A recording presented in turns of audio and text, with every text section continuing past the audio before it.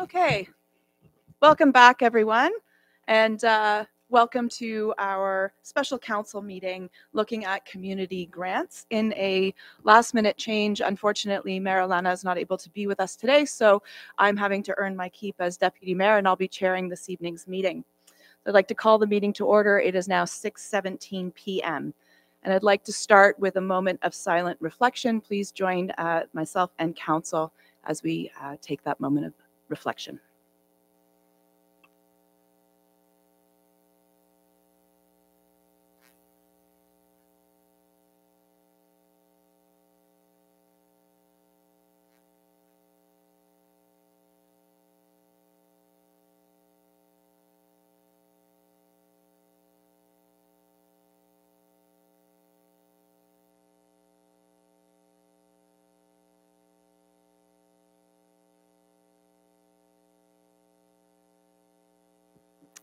Thank you. Now, before we begin our evening's agenda, I would like to read our land acknowledgement. The municipality of Port Hope exists on the lands of the Mississauga Anishinaabeg traditional territory covered by the Williams Treaties. We honor and recognize First Peoples as rights holders and as stewards of the lands and waters on which we have the privilege to live, work, and play, including the Ganaraska Forest and River. We pay respect to elders past, present, and emerging.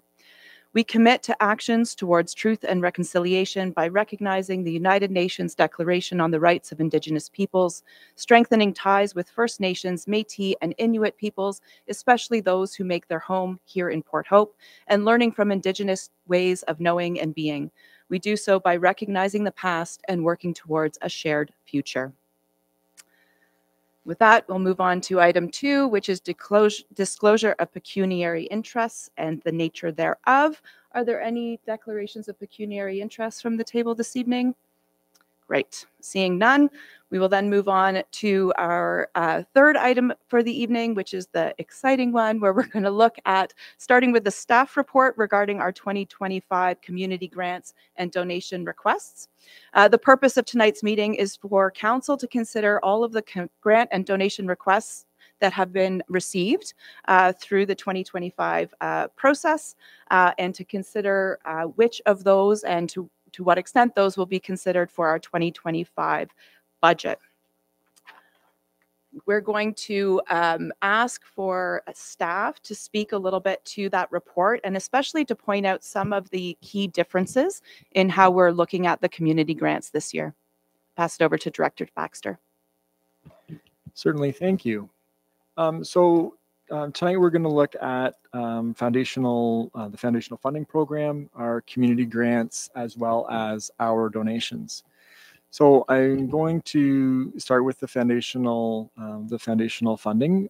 Currently, the recommendation is to provide a 1-year extension at current funding levels, which will provide continuity for those organizations to continue to do the great work that they do, and provide staff the opportunity to do a review and identify challenges and successes and a bit of a path forward in terms of foundational funding. In terms of, essentially that's just an extension, that program status quo, but really we've had it for 2 years. So it's really just coming to the end of the first 2-year term and looking to for a bit of time to just reassess that. Then in terms of community grants and donations, you'll recall in May we brought forward some changes and passed that earlier in the year. We have put out applications in relatively early August this year, and those applications, were due about 2 weeks ago. Because we're having a separate meeting on this, so that meeting is earlier. We're now in early October, now having that meeting in order to fit it as a stepping stone as part of our budget roadmap.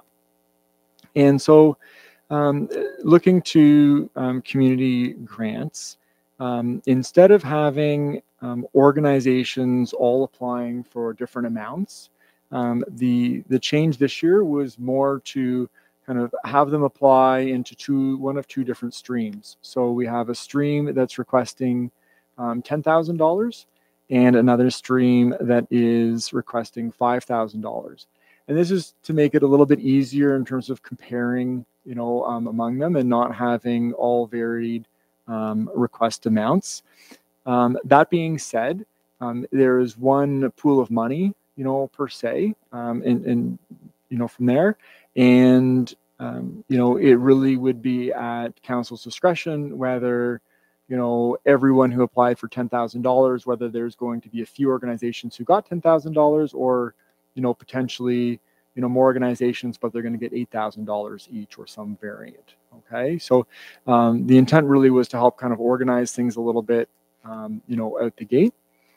And so, suggest maybe, once when we get to community grants, we're going to organize them so you can see all the $10,000, ones and then a grouping of all the $5,000 ones to be able to move through.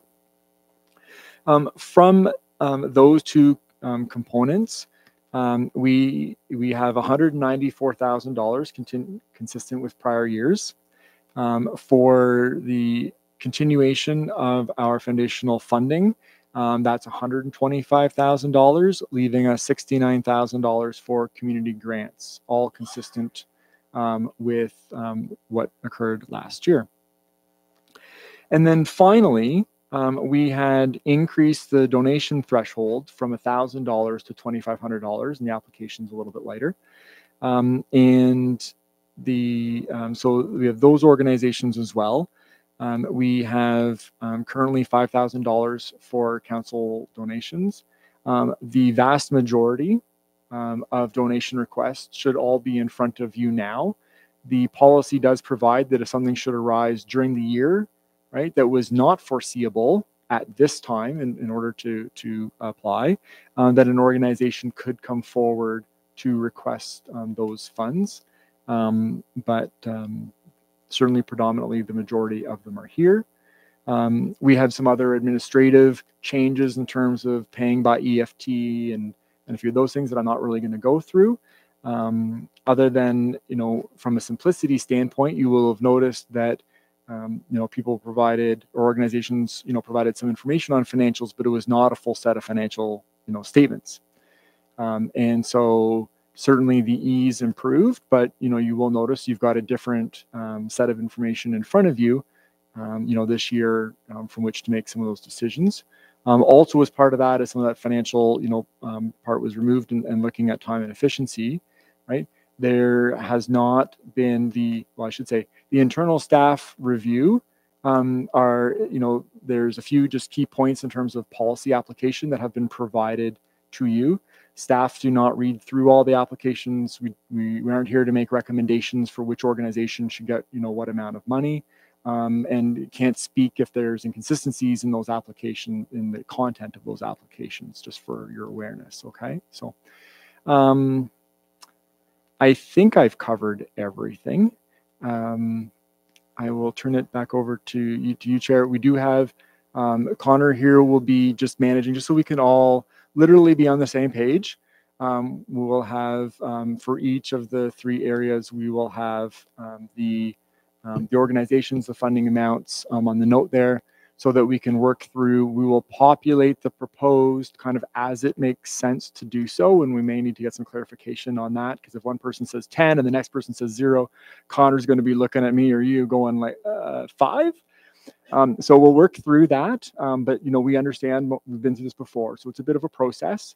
But so what goes up on the screen, if we've got it wrong or whatever, please let us know. We're just trying to facilitate the discussion, and none of this ultimately, will be final until you tell us it's final. So it may go up on the screen. When we are done, then we do have prepared motions, and essentially that motion is going to be, the decision, tonight from council of what staff are being directed to include in the proposed draft budget for 2025. No decisions made tonight are final until they actually fit into, and council is happy with the budget in its entirety, and we pass that bylaw. So I will also note, because we did have requests last year as we passed our budget sooner, these are 2025 grant requests. So even once the budget is approved, hopefully end of November, right? No grant funding goes out until 2025 calendar year, which we also will align with when we start actually getting in tax dollars, so that we don't cut checks the first week of January. So just we have some applicants in the audience, I'm sure, just for some consistent messaging, just in terms of setting some expectations. But I'll turn it back over to you, and happy to assist however we can. Thank you very much, Director Baxter. Okay, so you'll have to bear with me a little bit, because this was a last-minute change in the chairing. So in the break, I did have an opportunity to confer with Director Baxter and the CAO and our clerk, and I've also heard from a couple council colleagues as well, a little bit, with some requests/advice about how we meander our way through this process this evening. One of the things that we are conscious of is that we've done this slightly differently each year of this term of council. So we're still looking to land on the ideal, I think, way of addressing this. But we are hoping to come to a recommendation this evening that will come forward in budget that we're all comfortable with. So while something might change here or there, the idea is that we're not going to be spending a significant amount of time revisiting all of these, ideally, when it comes to the budget deliberations.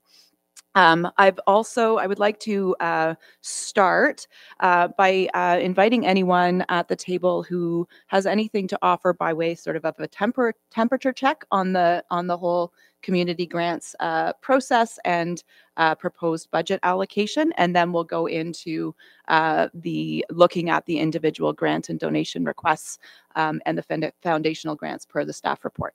So there is anyone who would like to start with comment on that? Councillor Les?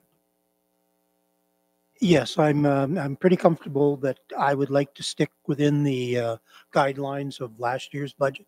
I would like to see zero increase in the amount of funding.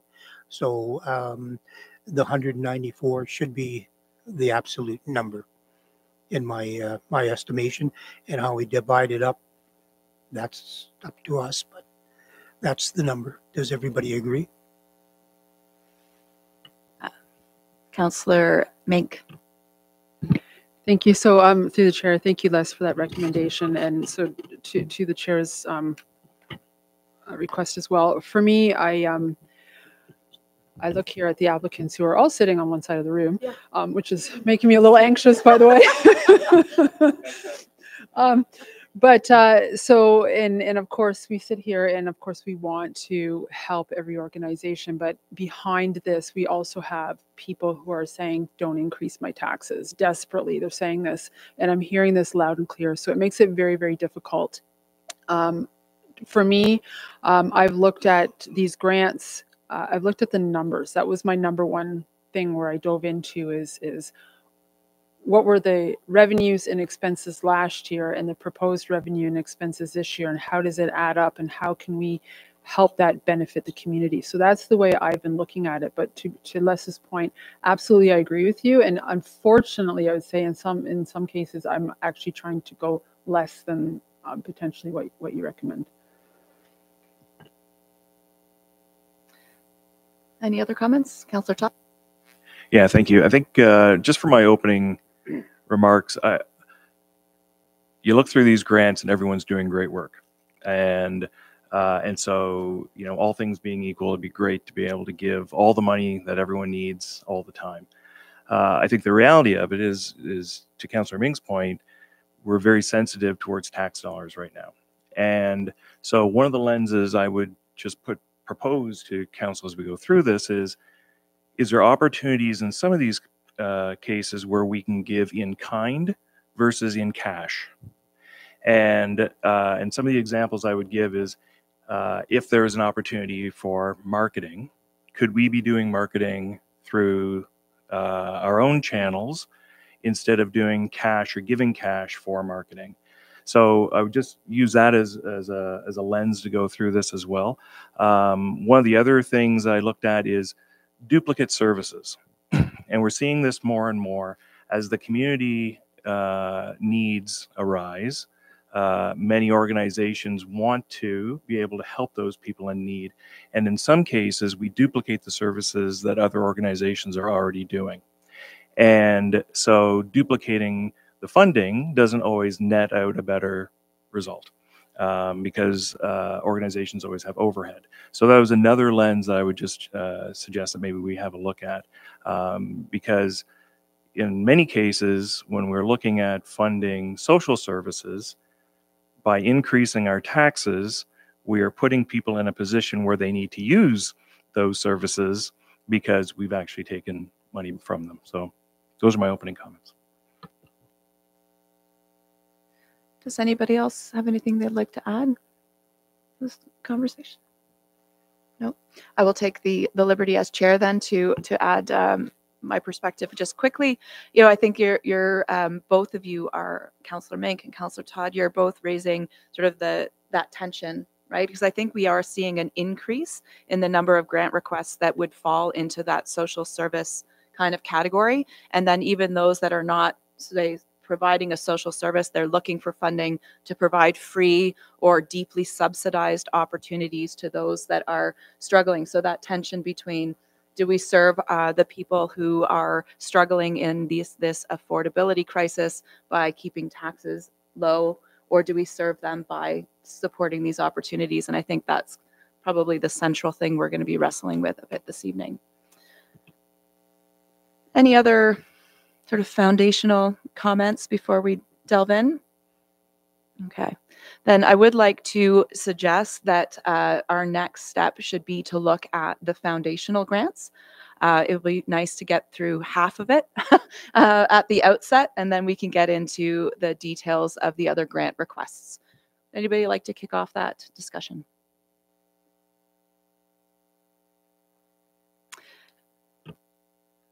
Councillor Todd. All right, so the request is that we give an additional year on this funding. I think for me that's fine. An additional year works. What I would like to see though is by the time we get back into this position again, that analysis done. Like, you know, what are the metrics? Everyone loves me talking about metrics. What are the metrics? What does success look like? What are the alternatives? So I would rather, by the time we get into budgets next year, don't ask for another year. Come forward with, you know, what are the alternatives to this, or whether or not the recommendation is to continue.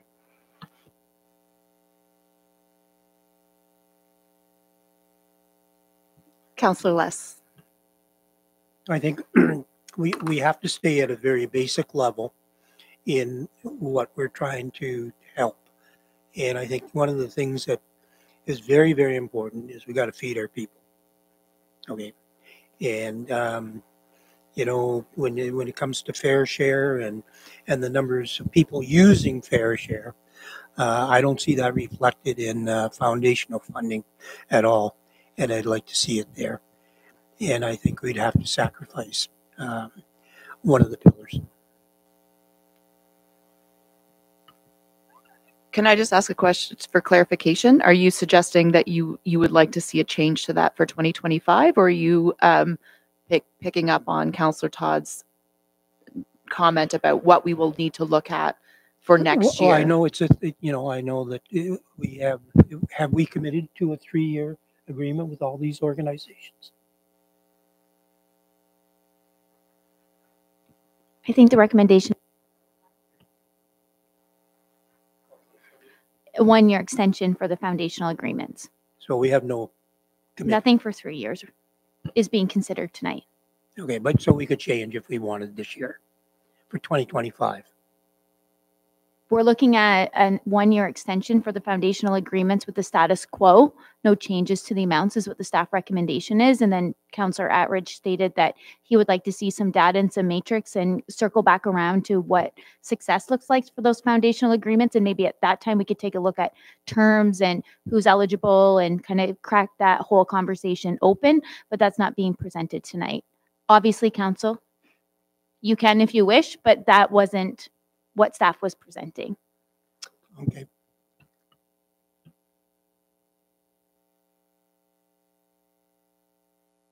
Councillor Mink.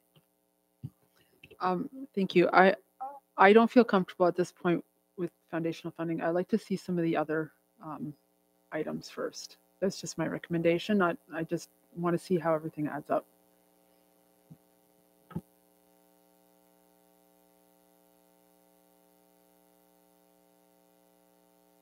Okay.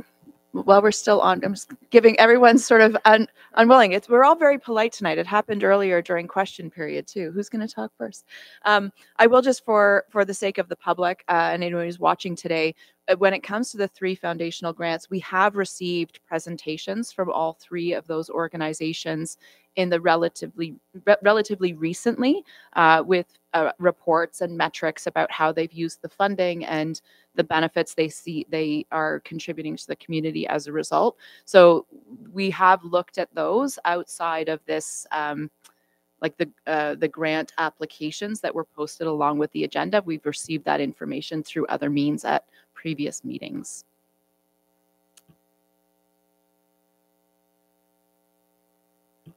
Councillor Adam.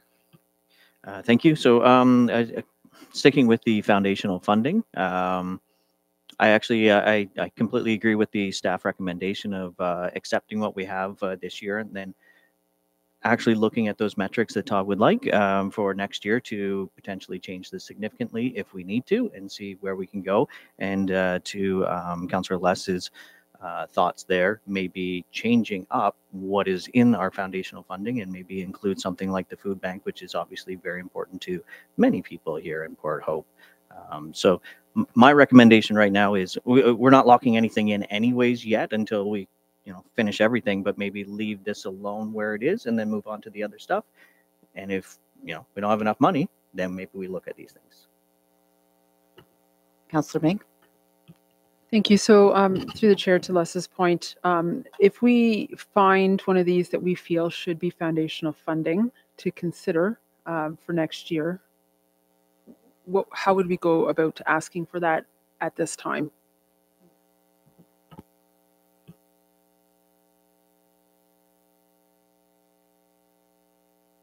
Director Snook's going to take that one. Yes, through the chair. So we do have an established foundational funding policy. It has certain components about the types of funding that is allocated to organizations or agencies. I would suggest, without having completely read all of the applications today, that if there are considerations that council would like to give staff the direction to move through that, I would then take some time to be sure that they align with the policy and can follow up related to that. But essentially, council can give staff that direction should they wish. Thank you for that, Director Snook.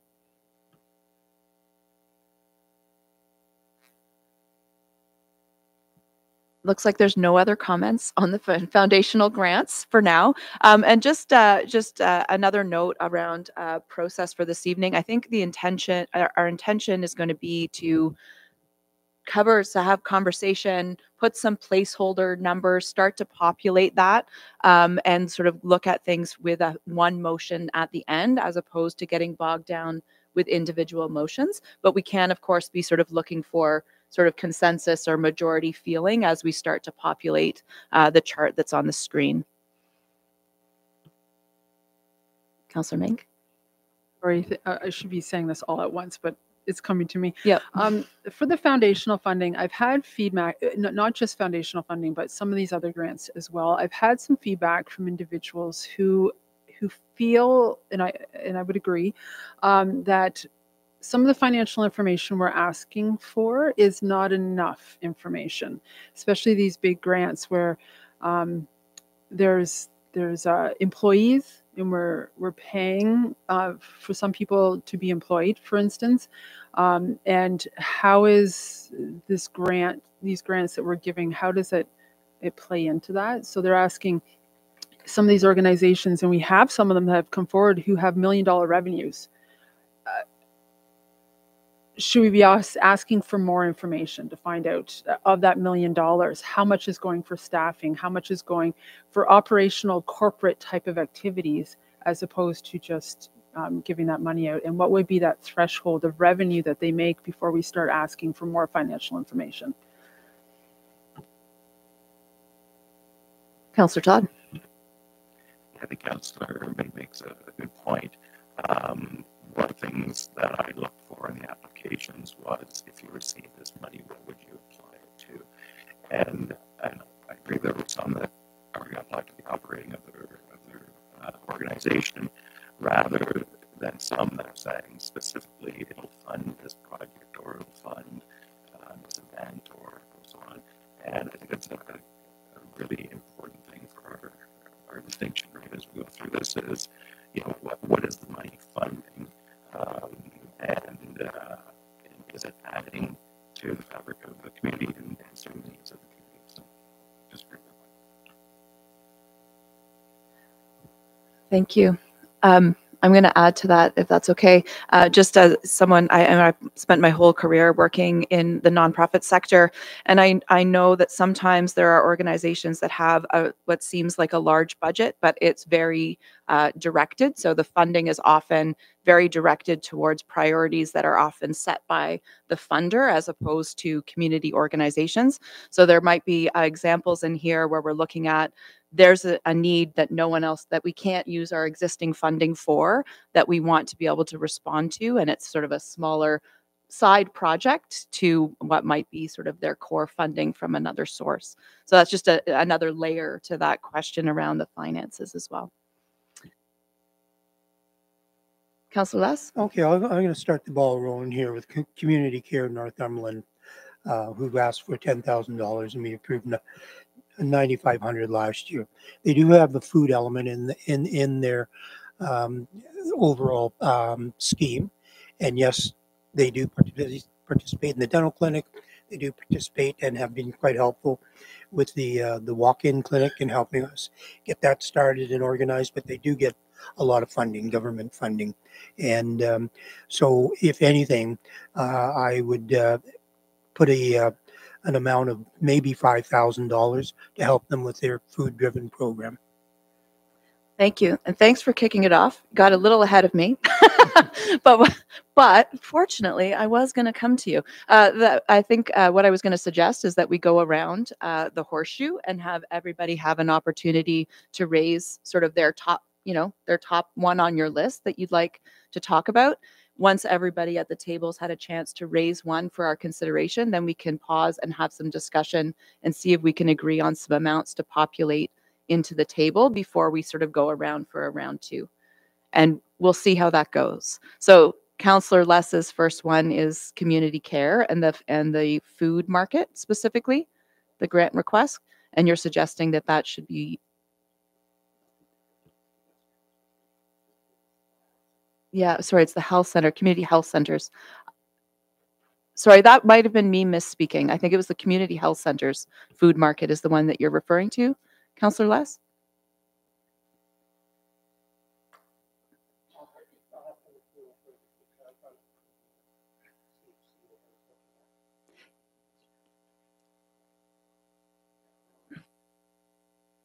Community care is the rural roads program, the transportation program, and Community Health Centers of Northumberland, the grant request is for the community food market. That's the one? Okay, so it's the community health centers, and Councillor Les has suggested that that should be funded at the $5,000 level. Councillor Todd, you want to put something on the table? I would add the Fair Share Food Bank, and I'd be happy to give them the full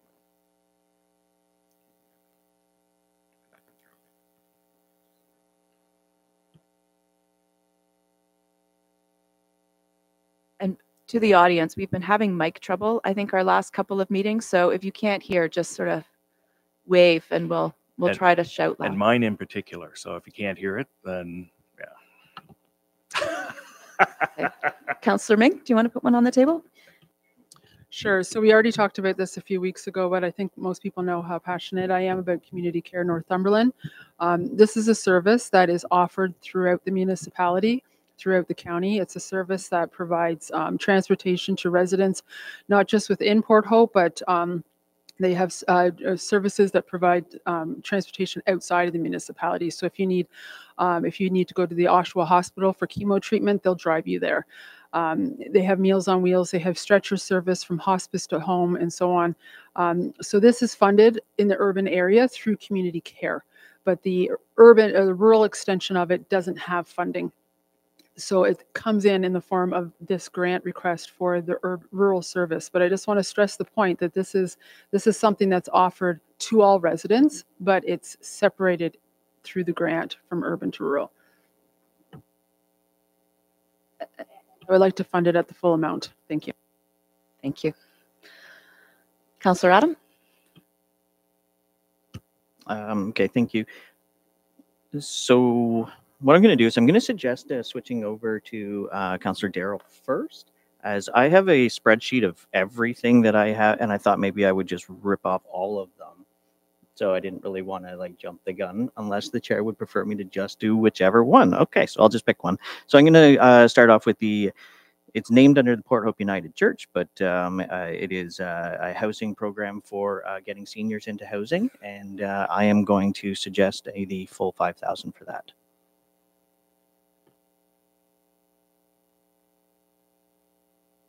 Councillor Darrell? I kind of like the Scouts Canada one. I was a scout involved many years, so I can resonate with that. And I would like to say 2,500, because I think anything we can get kids out in the community doing things is a great thing. Great. Does anybody have any comments related to any of the items currently tabled? Councillor Todd? I would like to talk about three.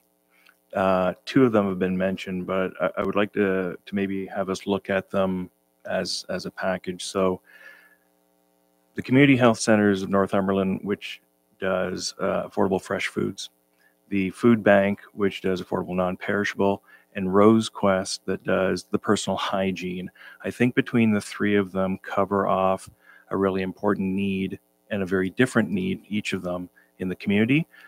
So I would propose that we look at them together and fund them together, because I think the dollar amount there is important, and they meet a very different need for people.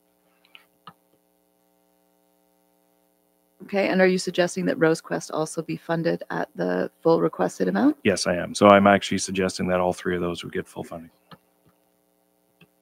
Councillor Les? I do have a concern on how impactful we can be with the United Church Seniors Program when we are offering various seniors program within the community, and whether this would be such a small subset of what we're trying to accomplish with the seniors.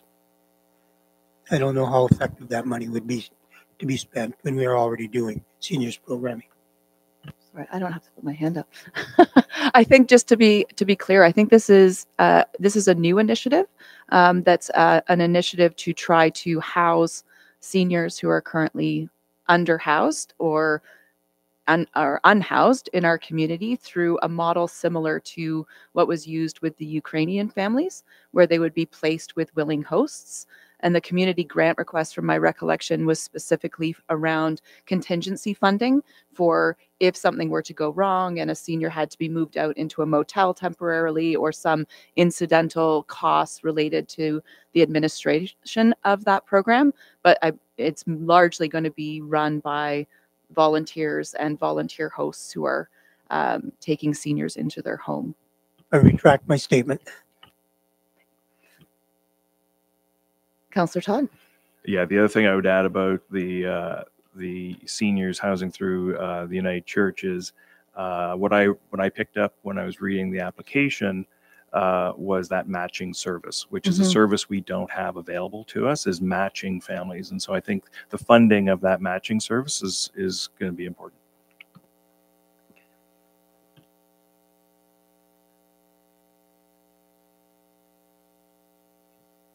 Can we look at what does that running tally look like if all of those ones that have been mentioned so far were to be funded at that level, the full level?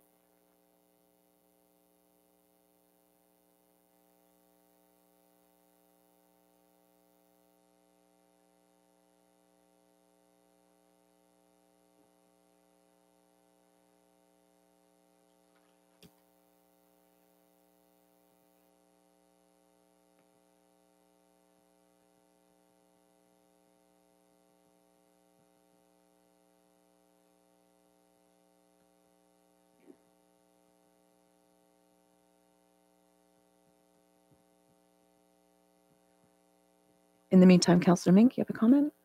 Yeah, I just wanted to comment on the community health center, the fresh food, and to Councillor Todd's point about doubling up on the service. So we currently have, I know it's not in the municipality of Port Hope, but it serves the municipality of Port Hope. The Bewley Food Bank offers fresh food on a weekly basis. They offer fruits and vegetables from local farms. And if you drive around our rural area, we have all sorts of people who put free apples, free tomatoes, free everything outside their driveway. We have both of our grocery stores have a rack of vegetables that aren't going bad, fruit and vegetables. I've spoken to them. They mark them down on purpose to have affordable food, and they put them on those racks. So I'm not saying that no to this. I just think that we already have a lot of this food available, and it's a matter of putting it together and making sure people know where they can get that food. So I just think $10,000 for this as a launch is quite high for that service at this time. Sorry, Yeah, if I could just clarify though, like when you say launch, it's not a new program for them, for us, yes, okay. I think it goes just a little bit further from my understanding is they actually bring in people to not only cook and prepare the meals and prepackage the meals for distribution, but it's also from a point of view of people with dietary restrictions like diabetes, etc. They coach them on how to properly prepare meals for themselves. So it's both a food center and a learning center. So.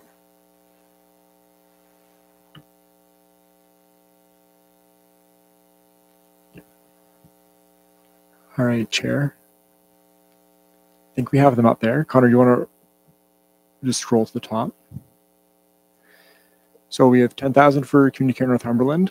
We have 10,000 for Community Health Centers of Northumberland. We heard both 5, and then we heard 10. So just note that to committee.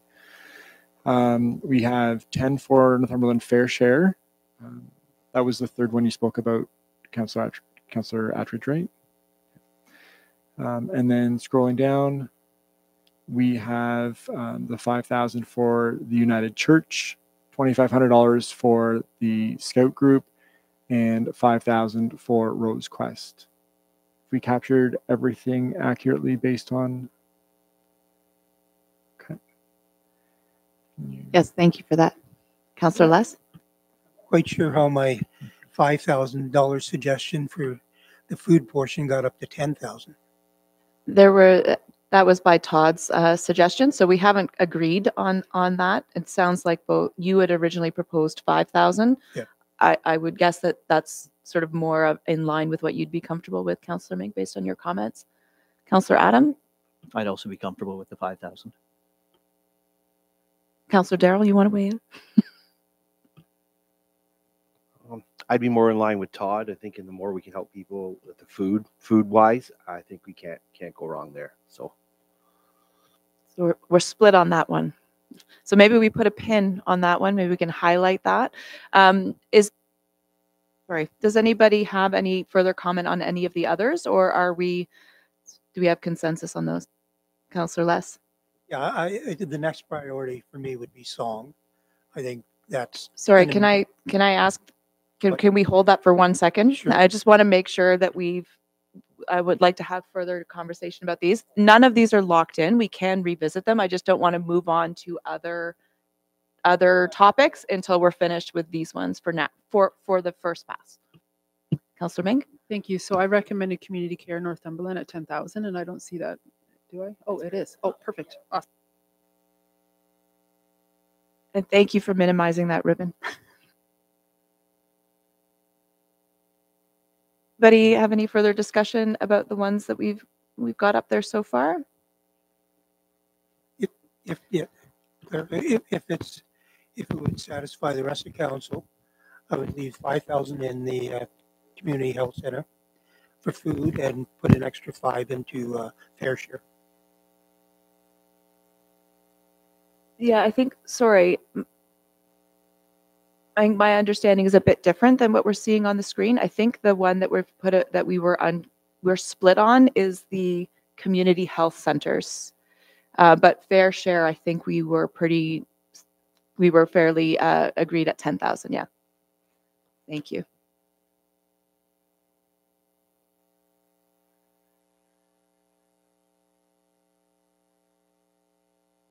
Again, this is not final until we go through them all, but let's do a second pass. But this time I'm going to start at this end. We'll get to song and with Councillor Darrell.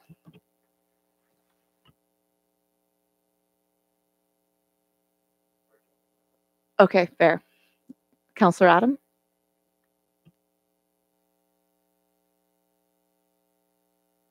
Okay. So I'm going to go with a flip side one, and I'm going to do the Community Counseling and Resource Center and suggest 0. Noting that we do have the Youth Wellness Hub, which will be doubling up services, and I don't think that we should be paying to double up services. So there's my thoughts on that one. Okay. Councillor Vicky? Mink, sorry. Thanks. For Mink. You read my mind. So I would agree with Adam. There's a lot of questions here that I don't understand. It hasn't been, it was discontinued in Northumberland 21 years ago or something like that, 23 years ago. And I'm not sure why it's coming back now. I don't have that information. Was it replaced with something else? I just don't feel comfortable with this, especially it's coming out of Peterborough. I just don't have enough information as to why it's coming to us now. And if the intention is now, will this be something that we see annually? I don't know where it's coming from. Thank you for that. Did you have another one that you wanted to put on the table in this round as well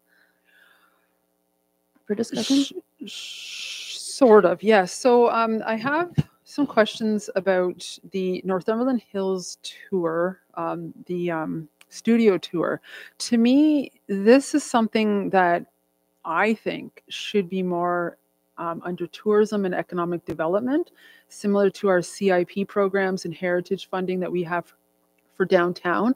It's actually helping artisans and small business owners in our community, and it's bringing in tourism as well. So, and we do get a lot of people from outside coming for this. So I appreciate that it's not as urgent as some of these needed things that we're talking about, but I think it does fall under our tourism and economic development umbrella. And it would be nice that it didn't even come here, that it was just handled through some type of CIP program through that office. And barring that, would you be suggesting that we fund it through the grant process this year? I would like to talk about that, yes, funding it, yes. Okay. Councillor Todd.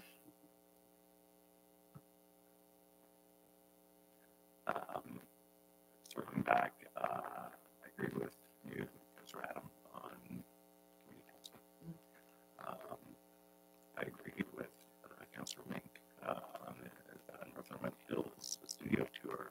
This is one of the ones that I wonder whether we can do anything in kind through tourism and dev to support marketing and advertising to help that tour, which would probably come out to more money than the actual cash allotment that we have available here.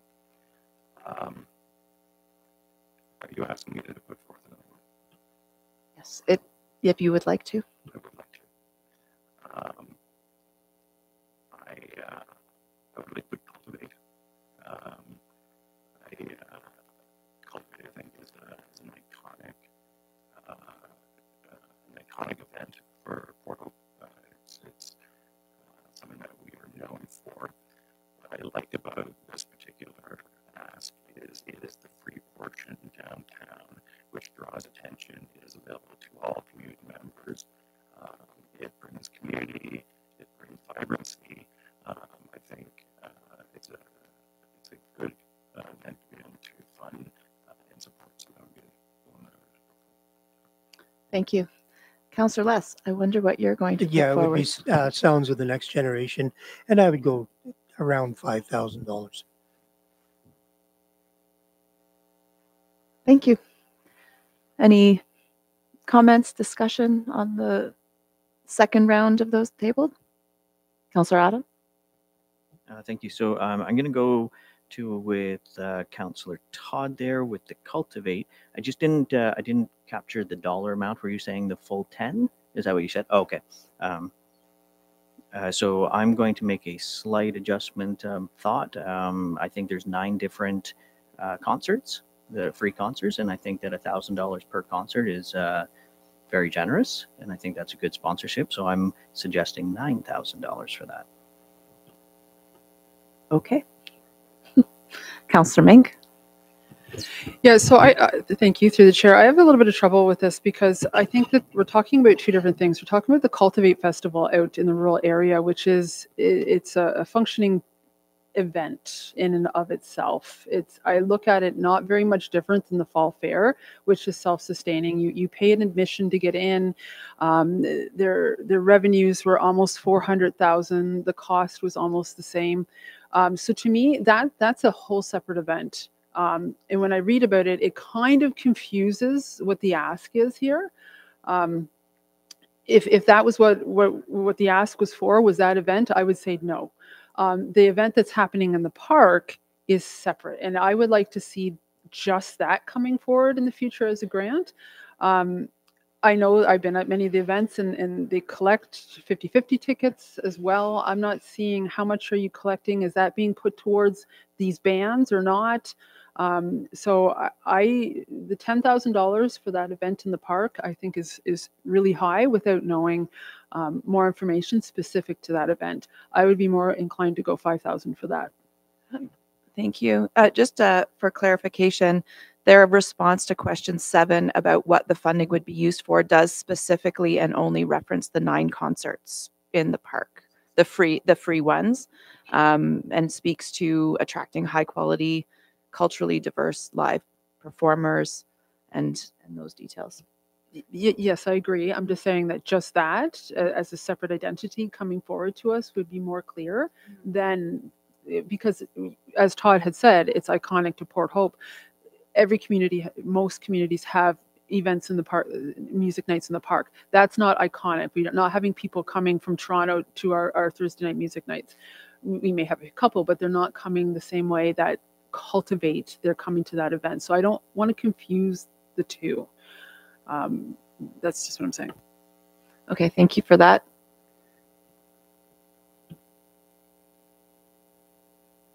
I had seen that your hand was up, but maybe. Oh, no, my hand was up to clarify what you just clarified. Yeah. Okay, glad we're clear. Any other comments or discussion about the ones that have been brought forward at this round?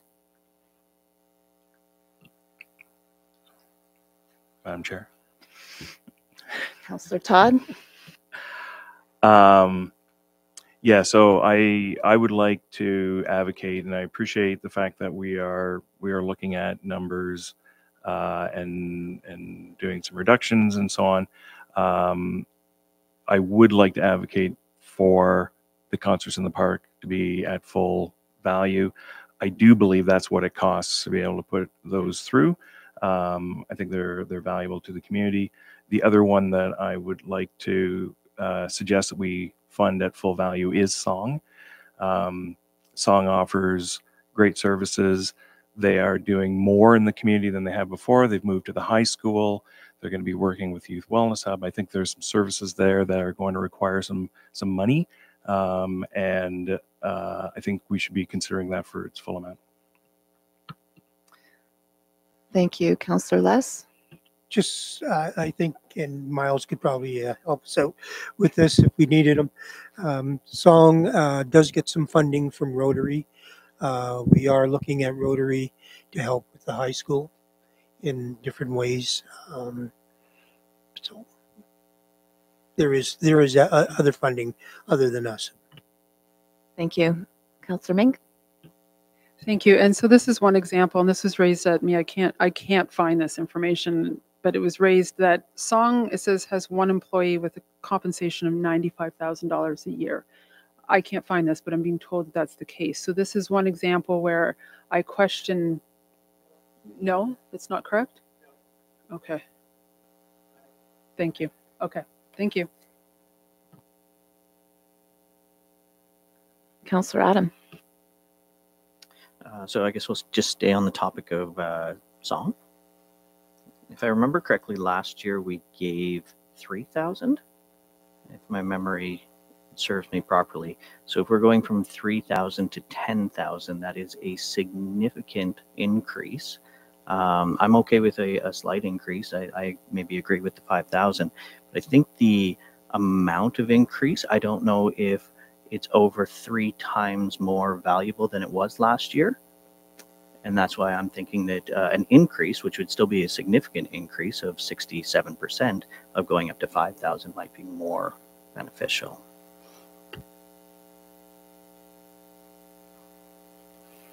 Councillor Ming.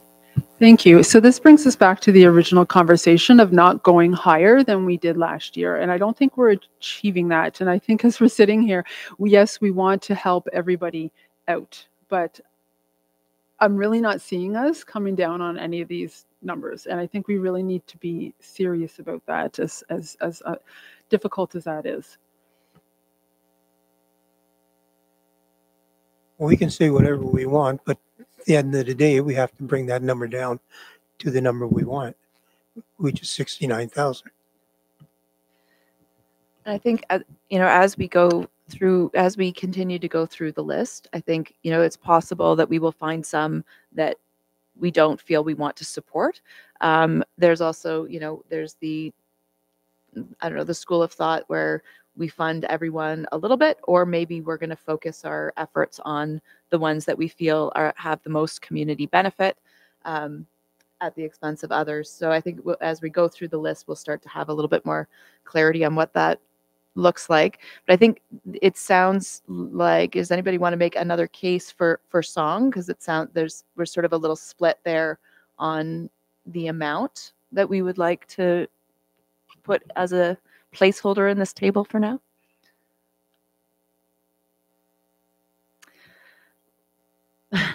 Well, I'll add a perspective on that. I think, my gut is always going to be towards, supporting programming that is free and accessible to all, and especially programming that is filling a void.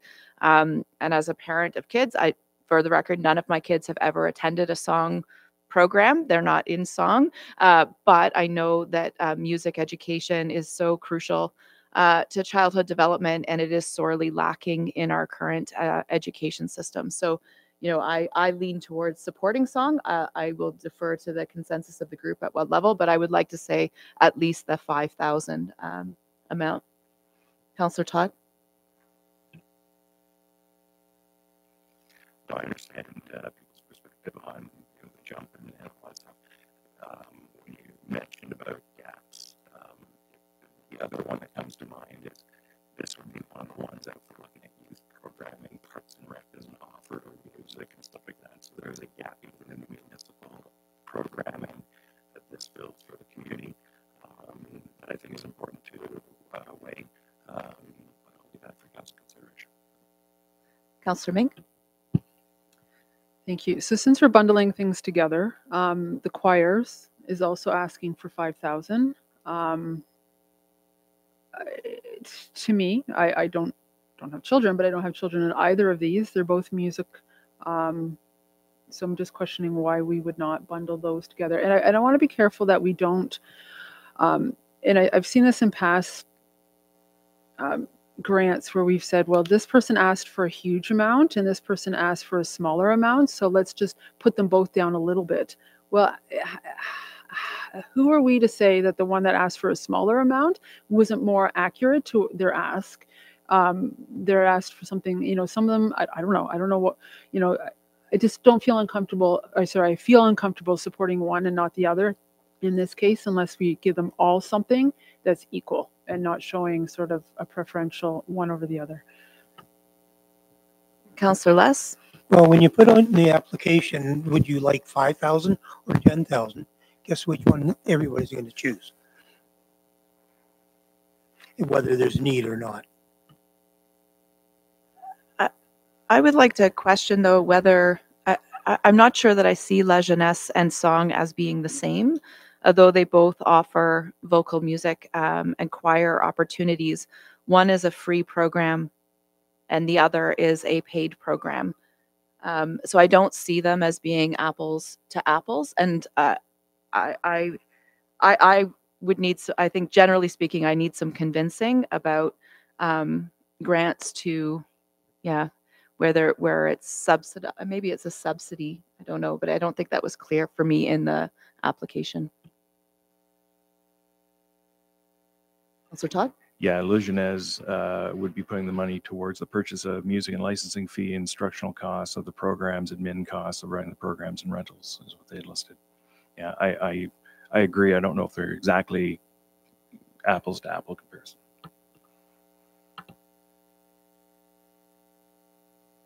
Councillor Adam? Just talking to himself, in case anyone was wondering. Councillor Les? Are we still on Le Jeunesse and Mhm. Song? And yeah, I think it's a bit of a stretch. Song, I understand completely. Le Jeunesse, I think they're a little more settled and adept at raising money on their own. So. Councillor Adam? So I think if we're comparing the two, the one thing that I notice being out in the community as often as I am is that I do see Song pop up at a lot of our free events, and they're supporting all of our community events. I'm not saying that La Jeunesse doesn't. I just the events that I go to, at least, I haven't really seen that popping up as part of those free events. So that comes to a different point to me where I don't mind supporting something that is popping up to all of our free events, because that's kind of what the point of these things are. So I don't really compare them other than the fact that they are both musical programs. So it is that. But I'm going to go back that I do fully support Sound. I think they've done an incredible job over the course of the last year, especially. I'm just personally not seeing that triple value, but a double value is not too bad. Councillor Darrell? I would support Adam's evaluation and doubling the value. If we double their grant, hopefully should turn out a lot more opportunities for them to increase, and then it looks moving forward to 2026 could be different again. But I think I'm hearing some consensus around a $5,000 to $6,000 allocation to Song. Was there any other comments about the others that came forward in this round?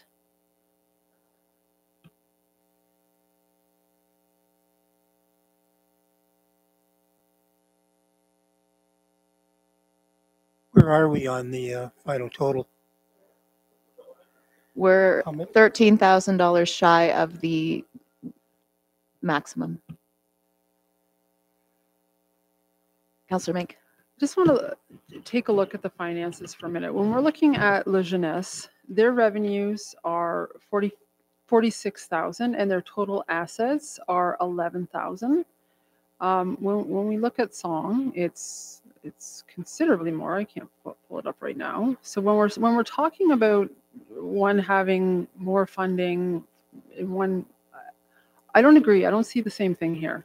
I see that Song has done a great job, which is great to them. I know that they've done great funding in grants and getting that. But I think that their revenues were 170,000. Their assets are 4,000. Their planned revenue for next year is 241,000. So I think that they have demonstrated that they are financially sound, whereas Le Jeunesse doesn't look that much different. And I'm just trying to look beyond to some of the conversations that we had at first, is that when we're giving funding, if we don't fund some of these programs that we just assume that they can be funded by parents, if it reaches a breaking point, then they're going to be in the other program that needs the funding anyway. It's true. Good point. Councillor Todd?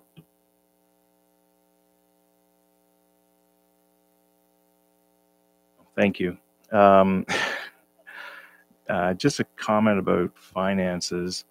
So I think you don't want to look at revenues and assets. You're looking at income statement and balance sheet. I think what you want to look at is revenues and expenses. So they brought in 170,000, they spent 202, so they're not financially viable. Assets is simply what they would own. So I don't know if you can necessarily look at that way. Now, if we look at their planned revenues, it's 241,000, and their planned expenses is 240. So at best, they're going to net $1,000. I think what may be more useful to us is to look at what value they bring to the community and what gap they're maybe filling. And I think they're filling, a very important gap, which is bringing music to the youth, which is something that the municipality obviously does not offer. And it's unique in the way in which it does, because we don't have other instrumental music for youth. Or I think the other thing they do is around tech. So they teach youth how to operate sound tech. It's a very niche market. I think it's worth the investment. Thank you. I think another key metric too is like the value for revenue as well. So when we think about our community grant, we want to look at the overall size of the budget that we're supporting. But if you look at the number of students, the La Jeunesse application references 19 kids participating in their choir. It says 19 can participate in the choir. Does it? Whereas, oh yeah, it says the member goal is 40 kids.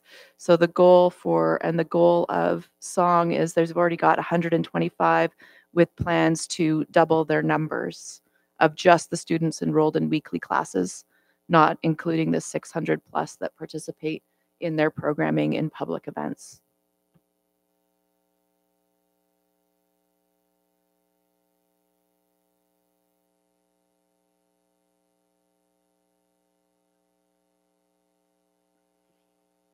Are we down to just song and La Jeunesse on this round right now? There were two that we mentioned potentially not wanting to fund, I believe.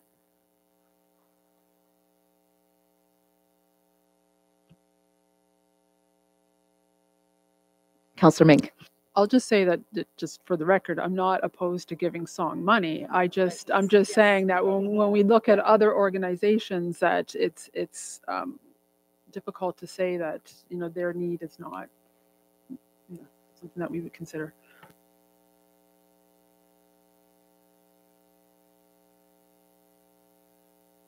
Northumberland Hills studio tour was also on the table for this round, and we've heard from Councillor Mink on that. Councillor Todd? I had suggested that we do in-kind, do $0 and give in-kind services on marketing as well as supply stores.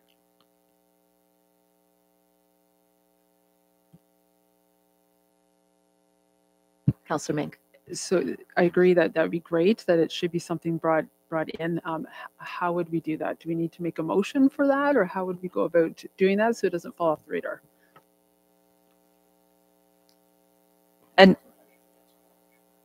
I think that's a good question, and I think adding to that, I'm sort of looking in the direction of the CAO. So the question is sort of, if we were to look at some of these, currently we're talking specifically about the Northumberland Hills studio tour, and potentially wanting to support them through other means, like supporting marketing through our channels as being one idea. How would we go about doing that? And I imagine we would also have to look at, we have some communications policy about whether what we put on our channels that we would need to consider. Off the top of your head. Sure. I guess my only concern would be consistency with approach. Once we start offering in-kind services, is this going to be the vehicle that is used to trigger the municipal resources to assist in that way? Or will we potentially consider going down the in-kind road through this process, and then it will open up that conversation for others that potentially didn't put forward and ask, or even those who did. So this wasn't on our radar coming into this evening, although I'm not saying that this suggestion doesn't have merit. I do suggest that it would be to direct staff to take a look at it, take a look at what a policy could potentially look like from a resourcing perspective, and what is the process for someone to tap into those resources? Is it simply only through this vehicle? Or are we going to create a mechanism where others can come in my concern is we don't want to create an inequity or put staff in a position to saying yes to some user groups and no to others.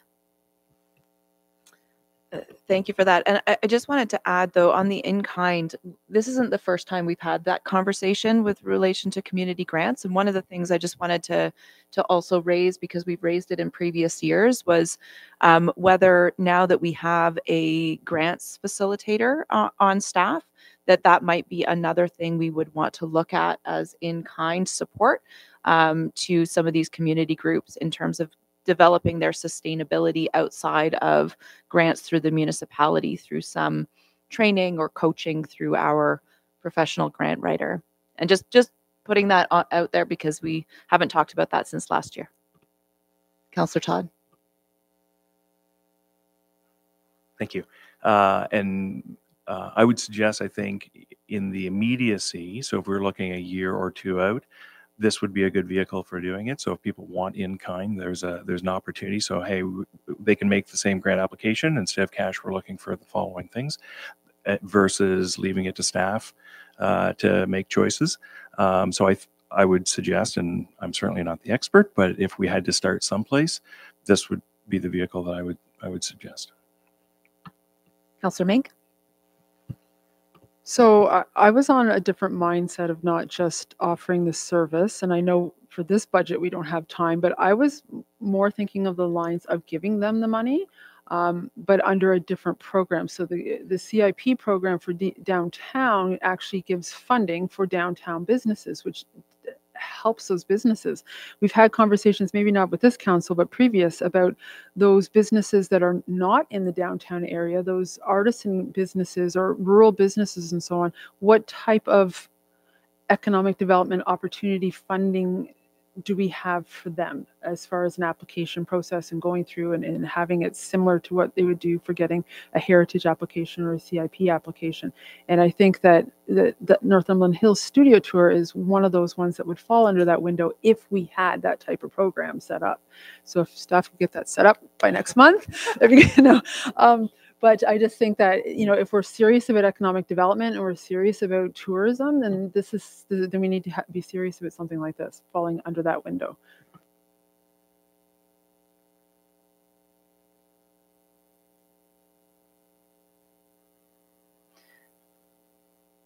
So are we, when it comes to the studio tour, then am I hearing, I've heard one case for support, a number of comments around this might not be the appropriate way to support them, but we value what they do. Are we at a consensus that we're not looking at providing them a grant, but keeping them in mind for other future ways to receive support?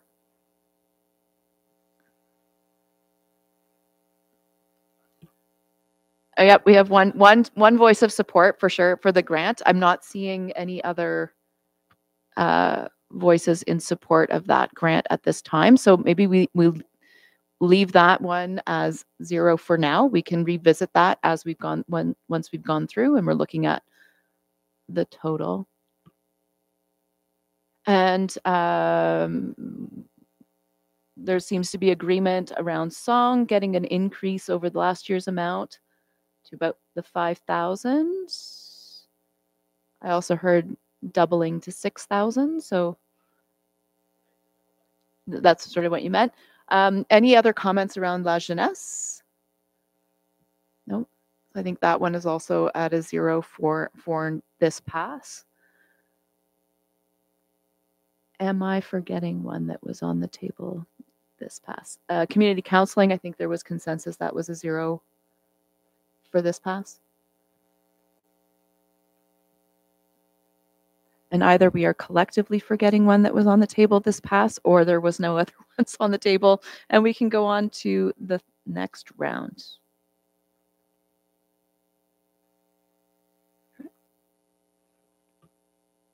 Councillor Darrell, would you like to start this one? I would just like to say, maybe can we just, to stop the jumping around, Sure. Let's start at the top maybe now and work our way down to the open ones?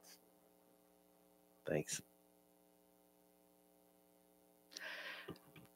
I hear what you're saying about the jumping around. I was trying to do it by order of priority based on council's review. If we start at the top, we run the risk of prioritizing those based on their letter in the alphabet, which is not necessarily a fair way to do it either. So then I'm going to say United Way. I would be in support of zero, as that they're a huge foundation and charity, and I think they can probably get by without it. Whether some other ones that could use that more locally than United Way. Okay. I think we go back over this way. Daryl didn't put one on for the second round, so I went back to him for this one, but we're going to go back to this side of the table. Can for I this put a round. new one on? Okay. The Jazz Festival. I would like to see the funding continue at the level that we funded last year.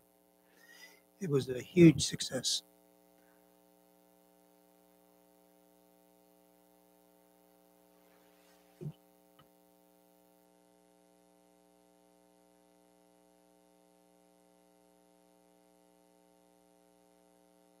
Councillor Todd?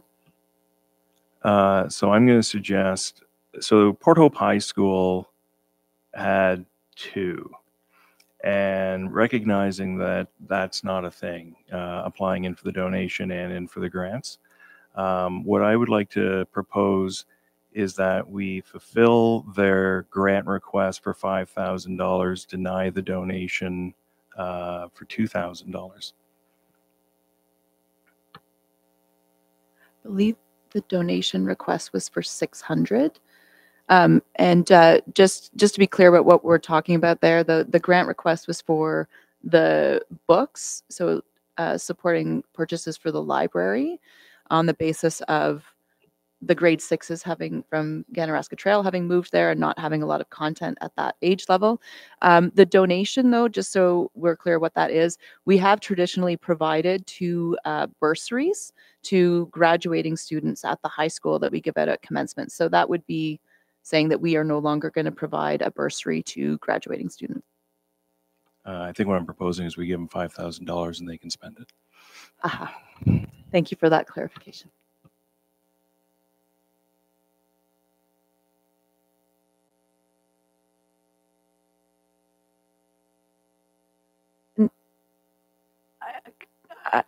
I'm looking at Director Baxter because you obviously have all of the applications memorized. I had a note that even though they had applied, they had noted the 5,000 and below amount, that they had actually specified wanting $2,500 for books. So I wonder, Councillor Todd, would it meet your objective if we were to, say, combine those 2 amounts for a grant of 3,100?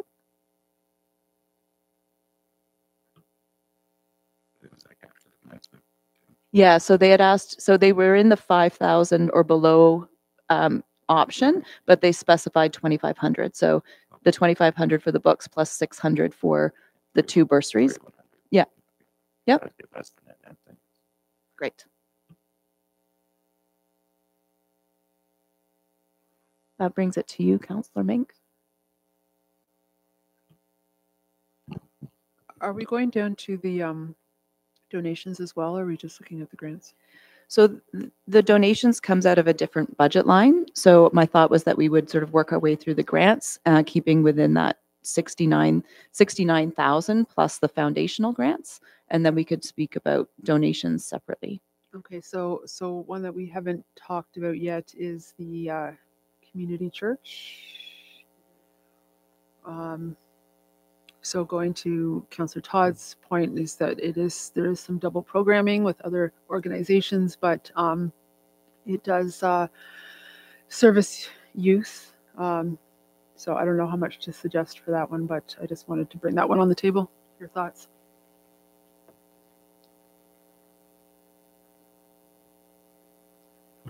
Councillor Adam?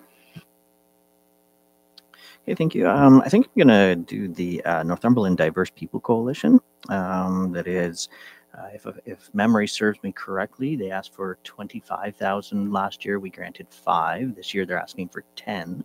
I think I think it'd be very similar to something like the Road to Cultivate, the concerts in the park, which were in the general idea of around 1,000 for those. So I would suggest not doing the 10,000, but maybe 1,000 to be in line with what we are potentially doing with the Cultivate Festival or Road to Cultivate. I think I'd like to add my voice in support of the Diverse Peoples Coalition. It's a really still a very fledgling new initiative, but I think it's one that meets a need and is filling a gap. And I think they're still sort of finding their way and building as they go. I did want to point to all of the work they did this year around Black History Month as well, with a lot of materials going into all, I think it was in all the local schools, in addition to the concert that took place a couple weeks ago in the park. I don't think I would support the 10,000. I think I'd support a lower amount, but I would like to see us consider them. Councillor Todd?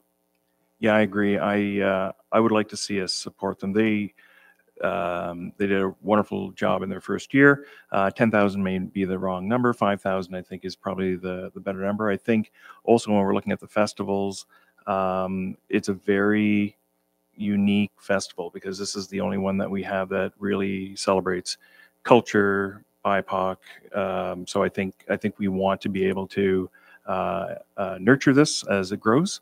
So I would say 5,000. Councillor Ming? Thank you. So I'm in between Adam and Councillor Todd. So I appreciate the other work that they do. The event in the park, I think of other events that we have, and of course one that I volunteer with, just as point of reference, Heroes Highway Ride, asks for zero money year after year after year. 3,000 people in the park, a band in the park. It can be done. It can be done with less resources. And I just, $1,000 a week or 10,000 for one night, $10,000 for one night for another event. We need to start having some consistency in what we hand out for these events in the park. I just see so much flexibility in what the ask is when I know it can be done with zero. So I would be more on the lines, not 1,000, not 5,000, but more on the lines of maybe 3,000.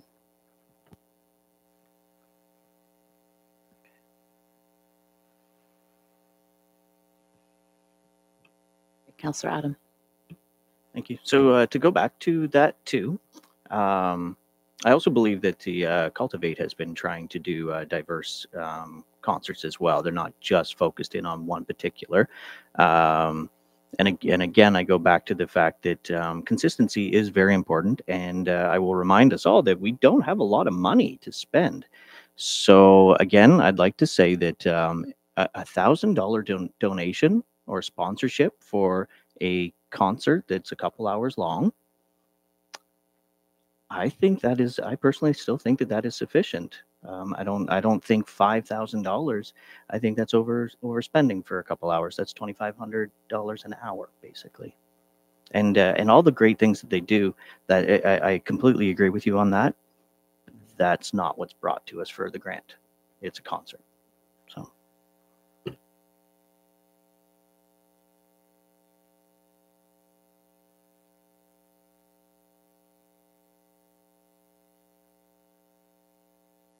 Where are we now? But is there any way we can make that screen bigger? I mean, I can't see it. I can't imagine you guys can see it.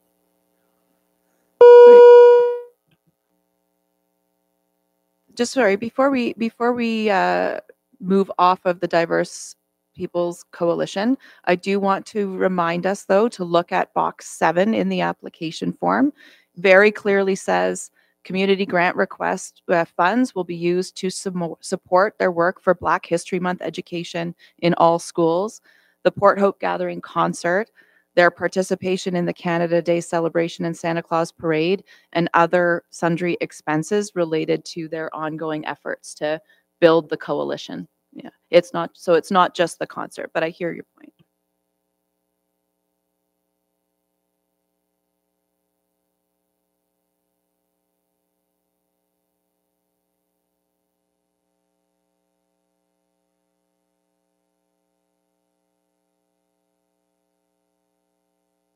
Trying to get a sense of the running total. There's only, I think, the Diverse Peoples Coalition and Hope Community Church are the only two, I think, that we don't have a placeholder in for. The Diverse Peoples Coalition and Hope Community Church's youth programming. There was, of course, the Jazz Festival. It was proposed that we fund them at the 5,000.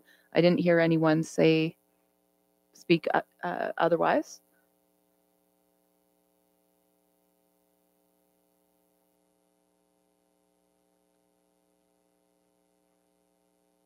Councillor Adam? I just want to go back to the high school really quickly. The grant portion, which was for books, is that correct? Do we maybe have an opportunity to work within ourselves, maybe with the library, as they're saying that they need more books for. Maybe somebody on the library board might know more, but do we maybe have a potential to work together as a team and find some books through the library to bring over to the high school to support instead of using finances?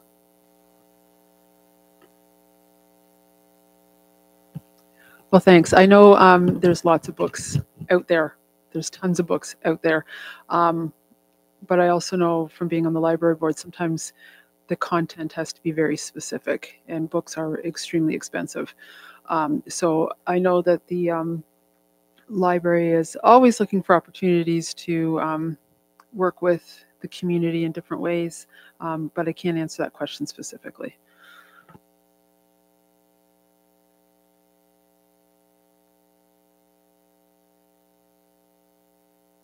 Do you need any clarification on numbers there to show the running tally?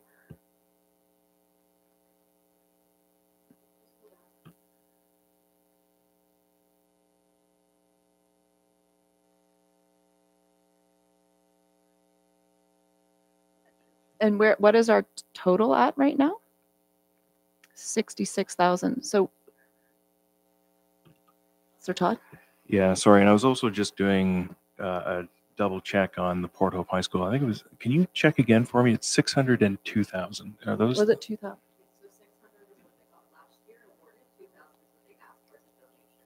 Right. Okay. So what's the sum total of what they've asked for? Because they have two. So they've asked for 5,000 under community grant and 2,000 with the Hawkins Public School under donation. So total of 7,000. Sorry, that was my mistake. Thank you. No, that's okay.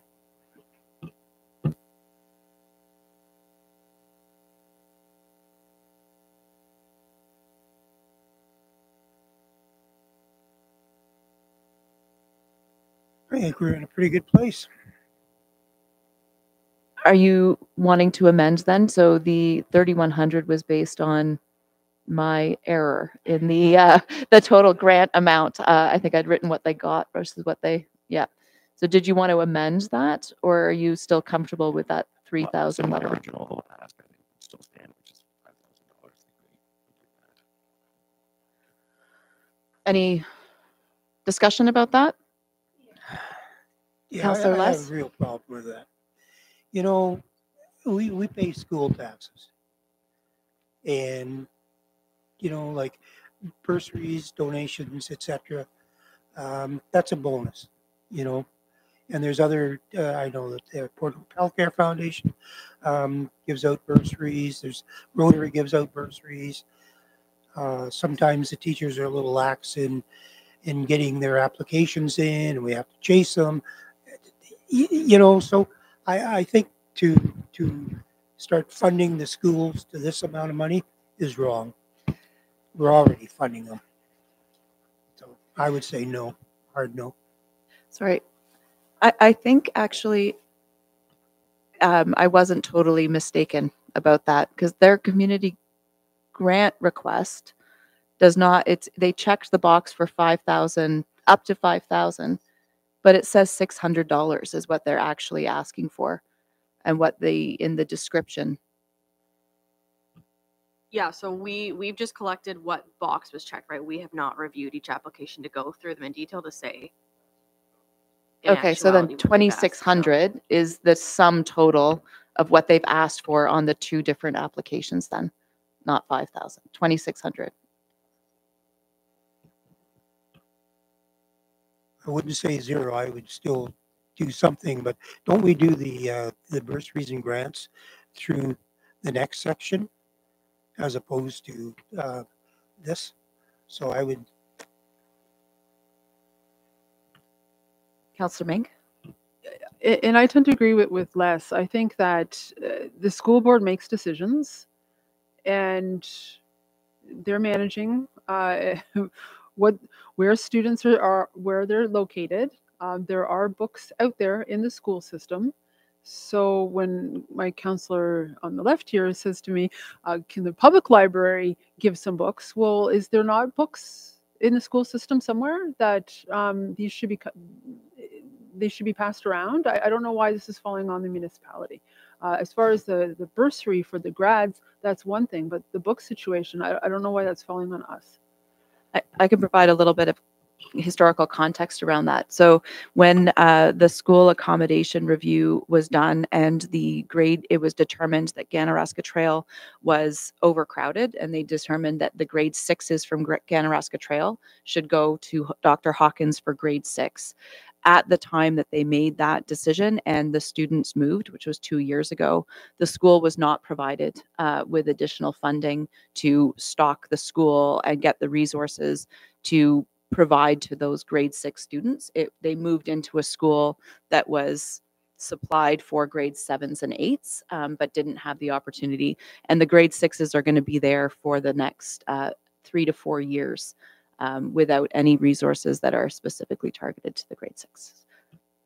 I understand, why is it falling on us? I think that's a big question when it comes. We've talked about that in relation to the high school in another recent meeting.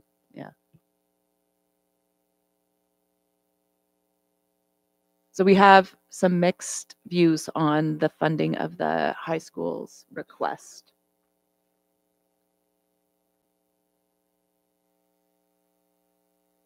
Yeah, what we're suggesting is 0 here and 2,000 below the line. I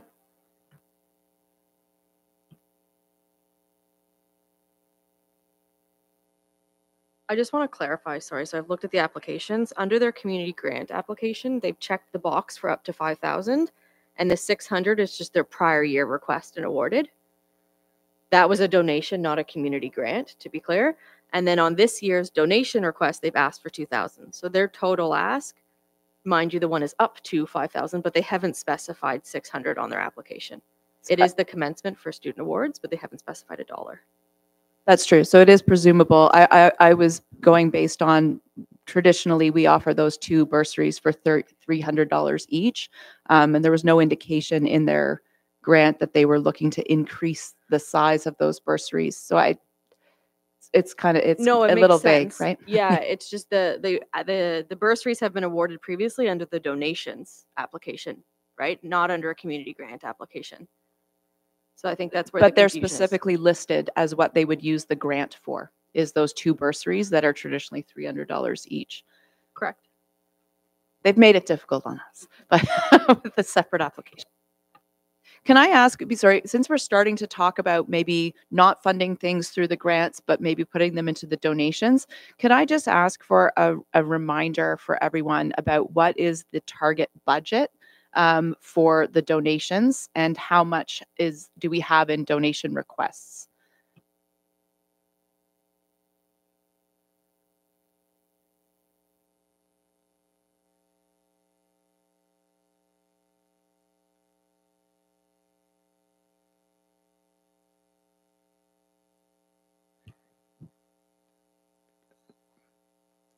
So we have a budget of $5,000 for council donations. In the last year, $3,150 of that was allocated, and that left some additional funding if something came up during the year.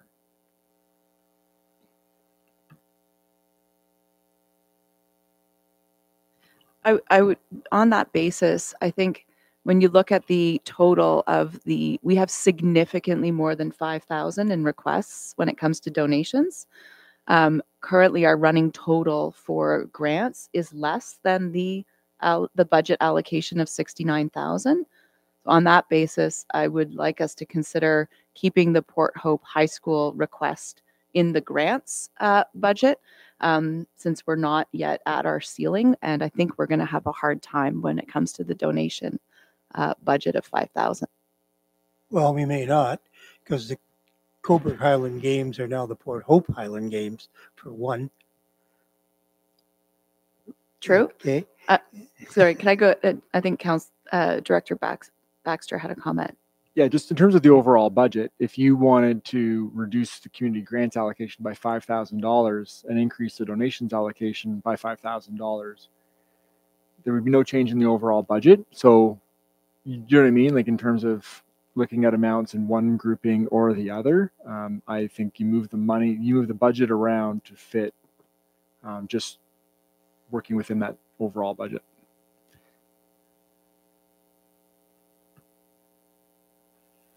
So we haven't talked about the Hope Community Church yet. So one of their asks within here is midweek programming and summer camps, which is the one that I'm focusing on. So I think 10,000 is that was the request is 10,000. Yeah, I think is a little high for that, but I would like to consider something or have a discussion with council about an opportunity there.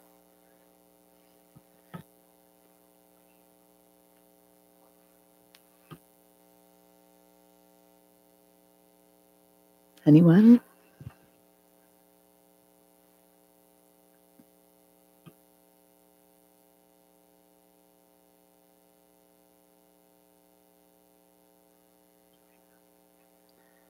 Hope Community Church? Correct.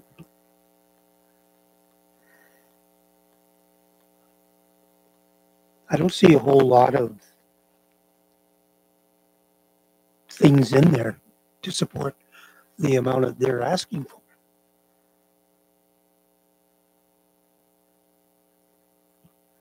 Coffee, church services, I'll add life groups.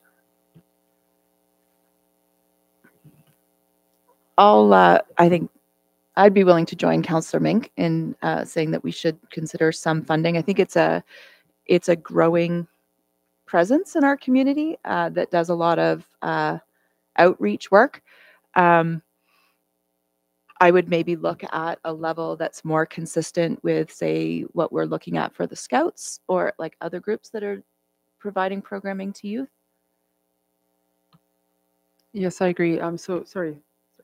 Through the chair, my computer just everything closed on me, but I think it was number 4 where they talk specifically about summer camp programs and midweek programs. And I would say that, to Deputy Mayor's point, it'd be more aligned with the scouting program. Councillor Todd? And maybe I need more clarification, but it does feel like youth camps and so on is a bit of a duplication of service that we've got going on in the community already. And so if we're already funding that sort of thing, and to be honest, since you brought up Scouts, I would also maybe raise awareness. I just, poking around financials, because you got me thinking about that, Councillor Mink. The Scouts has a $24 million operating fund right now in their financials. So just wondering how much they need from us. Well, they only asked for $2,500, and it's quite specific what they were going to spend that money on. Yeah. So, yeah. But it's not, it would never reach this level.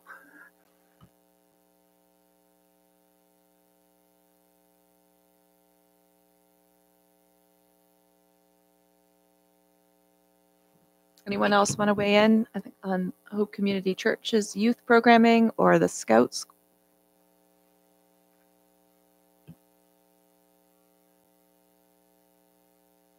Councillor Mink. Thanks. I do think that whatever we do, they should be aligned. They're offering the exact same thing. So if we want to keep Scouts at 2,500, then we do the same. If we want to balance it out, 2,000 for each, I think that they offer a very similar service. to different groups of people.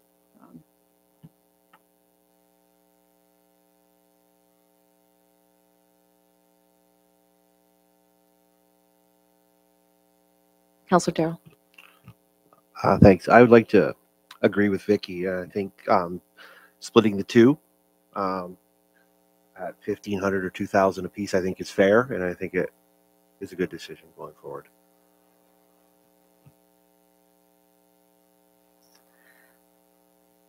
Councillor Adam. Thank you. And I wouldn't want us to forget about all the youth programming that the municipality already does pay for with our Parks and Rec department, because we do have a lot in there, very good programs. That's an excellent point, and speaks, I think, to the points that you've been raising, Councillor Todd, about duplication. Councillor Les. You know, they aren't running a kids camp yet. They're going to try and do one next year. And we are bursting at the seams at Town Park. Gone are the days of, oh crap, I forgot to register my kids for camp, but I can get them into town camp. Hence, my kids were home all summer.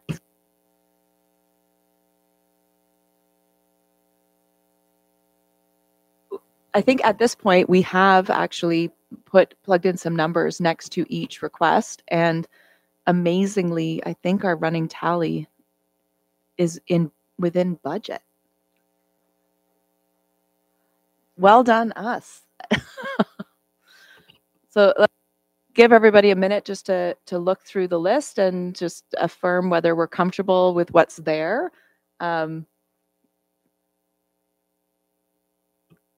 Councillor Les? I must say, Claire, that you did a great job. This is the toughest budget job that we go through. And I'm always, when I do it, I'm always at a loss, because where do you go next? There's 7 opinions around the table, and, you know, who knows what's going to come out. But you did a great job. Oh, shucks. Thanks, Councillor Les.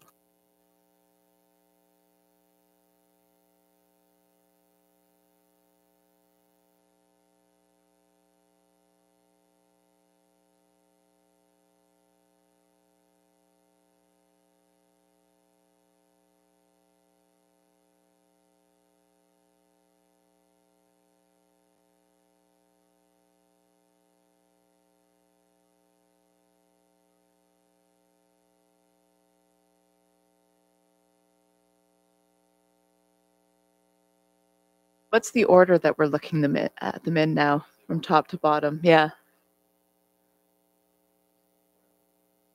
So they're just listed alphabetically. Okay. With the 10,000 requests first, and then the 5,000 requests later. Okay. But just alphabetical. The yellow is where we have some comments for where we heard, you know, yeah, 2 said one said another, etc. Grays are kind of where there seemed to be a general consensus of no funding. Goodness. And then there's a couple also where we didn't gray out, because it kind of seemed to we're a bit of both. Okay. My question then for council is, well, I have two questions. One, are we comfortable with what's there? Is there anything that any of you would like to revisit?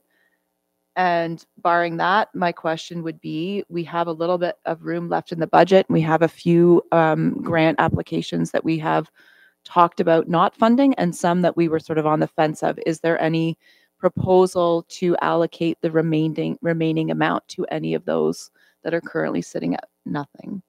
Councillor Todd. Can I suggest we go to donations, because we may find that some of that money gets allocated there? Good point. Okay, Councillor Darrell would like us to take a brief recess, which I think makes sense. I just want to make sure that there's no other comments around the grants as it stands right now before we turn our attention to donations, in which case we will all take a 5-minute recess. And now that Councillor Adam has graced us with his presence, we will resume the meeting. So we left off with a pretty good sense of where we have landed on the community grants. We now also have, five donation requests to consider. And just as a reminder, that the total proposed budget for donations is $5,000. Would anybody like to kick off the conversation about donations? Councillor Todd. Yeah, I'd be happy to. So, two of the donation requests, I would say we can probably take off because they were already addressed in the grant. So that the Port Hope High School and Community Health Centers of North Cumberland, both of them received grants. So I think we can give them zero on the donations. I would draw attention to Northumberland Oral Health Coalition. In their application, they talked about making sure that we're going to have toothpaste and toothbrushes and so on. I feel that's covered already in Rose Quest. So I would say that we're either splitting some of that money between those two organizations, or we'll just give zero to oral health because we've already covered it in Rose Quest. But I'll leave that for council to discuss. Thank you for getting that conversation started. Councillor Less. Can I talk about the Highland Games for a second? Okay. So last year was the first year that we had the Highland Games here. And a number of us, well, we were probably all there at the time. And the reception that Port Hope gave the Highland Games was phenomenal. It was the best Highland Games they had ever experienced. And they had gentlemen over from Scotland that were doing the tour of all Highland Games across Canada. And they said, by far, ours was the best. And so they are here permanently. The money they're going to request is mainly for signage changes and banners and recognition of Port Hope and as part of the of their community now. So I'm thrilled to have them. The place was packed, and Parks and Rec, you guys did a great job on allocating the space for them. So well done. So I'm proud to support that. And you're proposing that we support them at the requested 2,500? Okay, thank you. Councillor Adam? I'm just going to second what Councillor Less just said. Support them 100%. Agreed.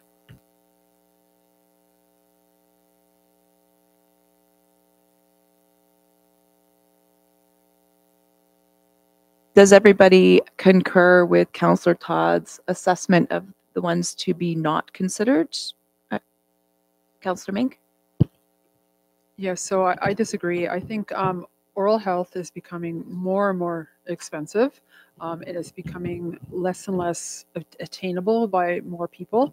This is specific. It's run by oral health care professionals, so it's quite different. I think it has a different reach than the Rose Quest would. And I think that this is something that we're only going to see growing. So I would give it the funding as requested. Councillor Less? Now has stepped in and they provide that. If you're under a certain dollar mark and you don't have any health care, your children, yourself, and your seniors can participate. You're shaking your head. Yes, no, I'm hearing that's how it's intended, but that's not what's happening. Is that there's many people who are turned away and are struggling, like they're struggling to find a doctor, they're struggling to find an oral health care provider that will provide that service for them. It hasn't come through as intended. Councillor Darrell? Thanks. I was just wondering, was there enough money left over from the community grants we can just fund these three that are left at what they asked for? Yeah, so we have $1,900 left over from the community grants. So that would put our total available funds up to sort of $6,900 if you want to look at it that way, with them asking for a collective of for $6,500. So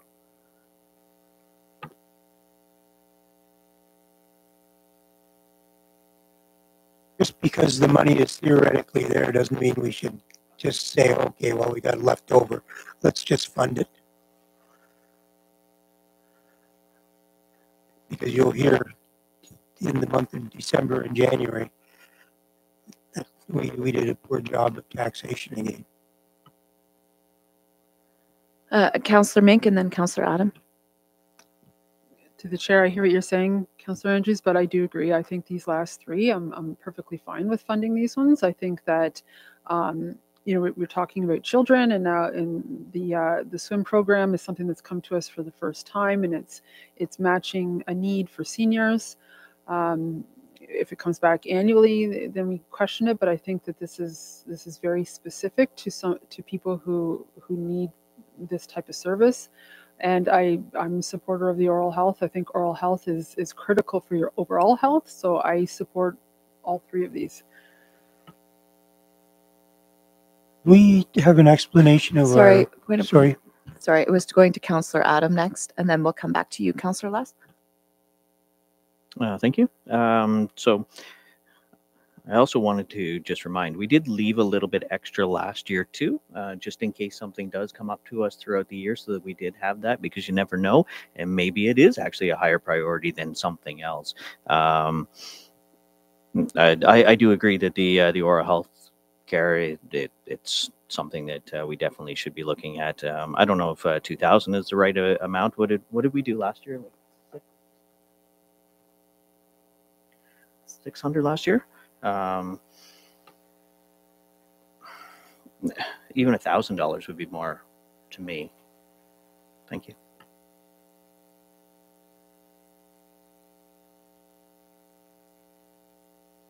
Councillor Les. So now that we're in the area of healthcare, what amount of money are we going to allocate to the portable walk-in clinic as a community? Well, going forward, they're going to need it because it's all funded by donations right now. It's a one-year trial project, so we should be aware that somebody's hand's going to be out in the near future. Councillor Adam. Thank you, and I appreciate that. That might be coming, not here yet, but I was thinking about the Rotary one.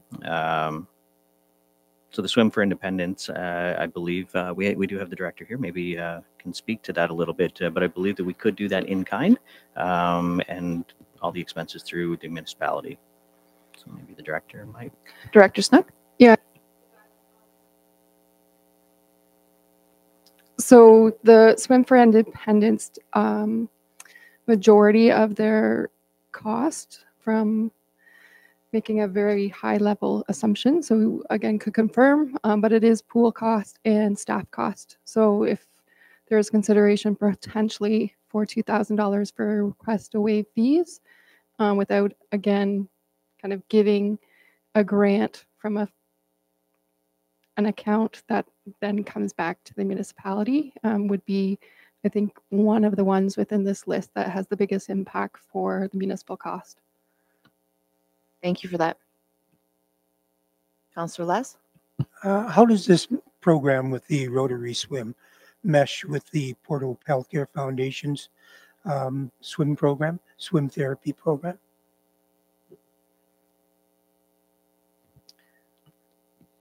Historically, they've been two separate programs. I don't know operationally if that is still the case. I am making the assumption that it is. That again, it's different times in the pool, different permits are issued. It's how it's been managed in the past. I could look into that further.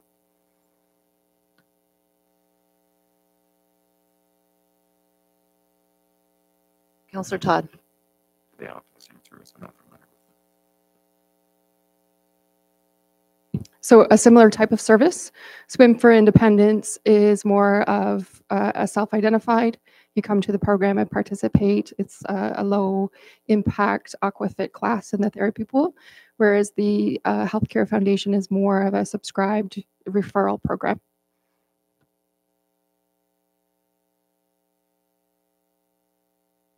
How does that resonate then with us at the table, as it potentially being something that could be achieved in kind as opposed to providing a cash donation? Councillor Les. Well, if they have these many individuals on a regular basis, it's worthwhile. Okay, because I know the pool therapy program that I'm talking about probably has half that number. on an ongoing basis, and they've been going for a number of years also. So Okay.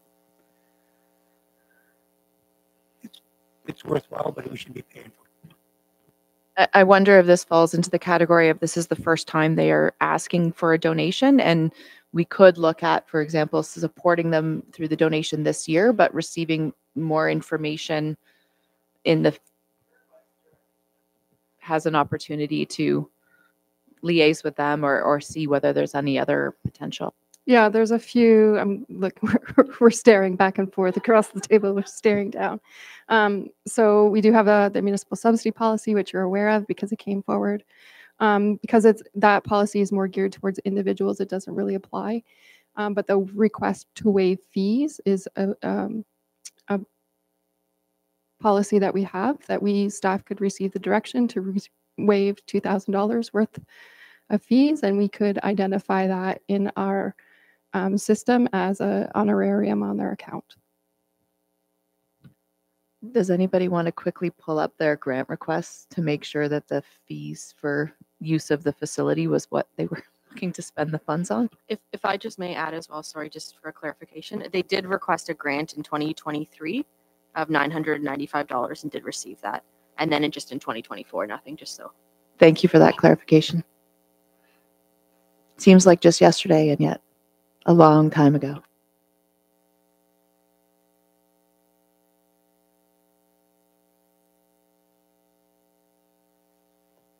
Councillor Les, I'd support it. you support funding it at the 2,000? Yeah. Okay. So they've requested the money to spend on signage and social media.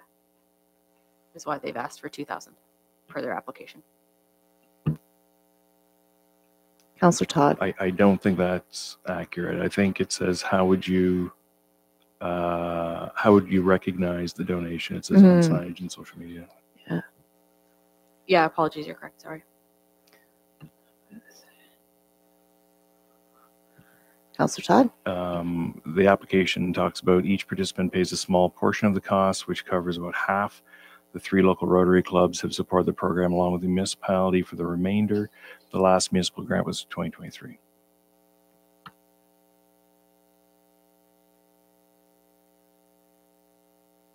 Councillor Adam. So thank you. I would like to remind us all too that Rotary does nonstop community events where they donate every dollar back into the community. So the fact that they're asking for a little bit of help is to keep the program going. And I believe that if staff is available and agrees with it, I believe that doing that instead of using the finances out of the grant program and doing it in kind in-house, I think that that probably works best. And then if so, maybe, well, they've requested 2,000, so I would support that. Perhaps then this is another one that can be referred. I don't know if we're going to provide formal direction to that. Again, I'm looking at the CAO for a nod or a shake around the potential for these other forms of in-kind support that we might look at in advance of next year's process.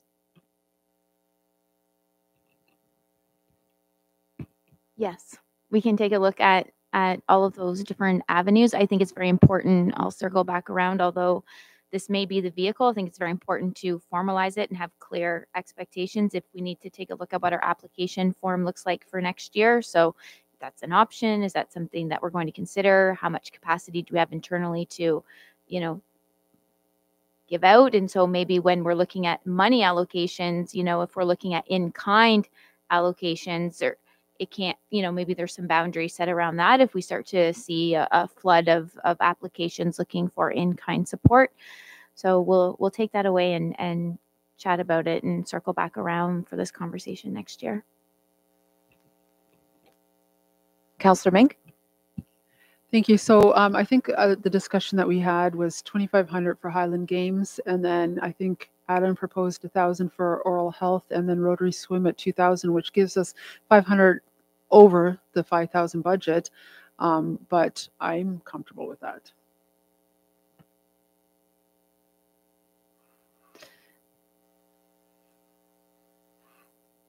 Any voices of dissent, or are we at No, consensus here? I mean, we're under on the top, a little over on the bottom. Playing with nickels. Sorry, can I just ask that you scroll up on a little bit? Port Hope High School, it is at the 26, okay.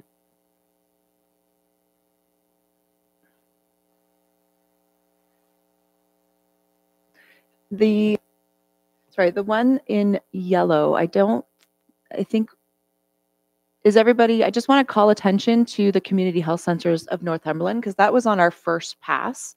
And some said 10,000, some said 5. And so finance has split the difference for us at 7,500. And I just want to make sure that that lands well with everyone on both camps. Okay.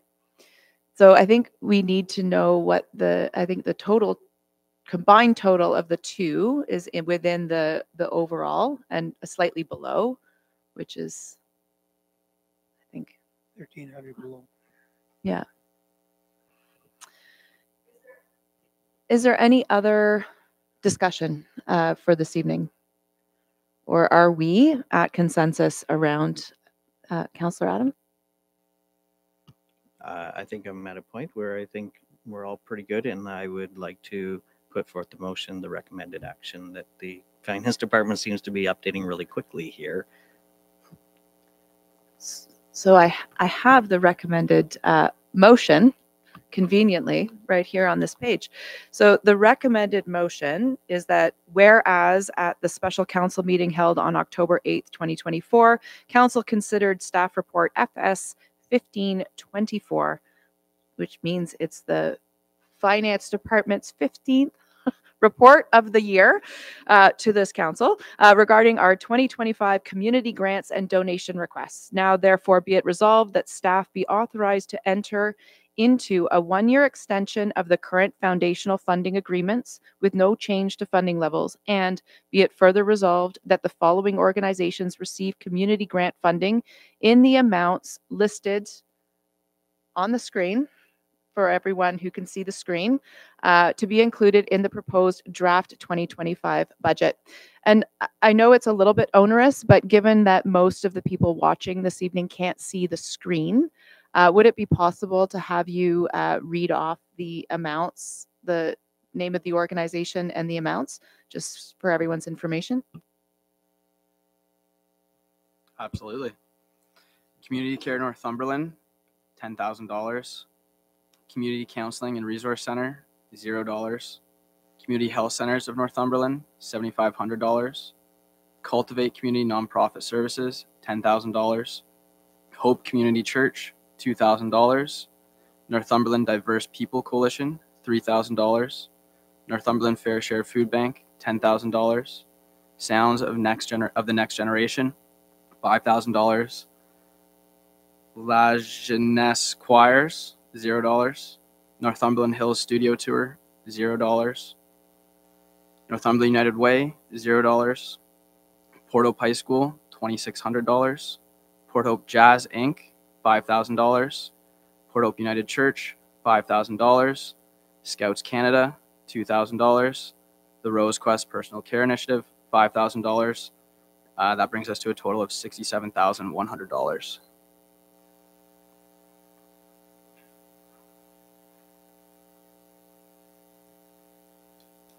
And the donation amounts as well.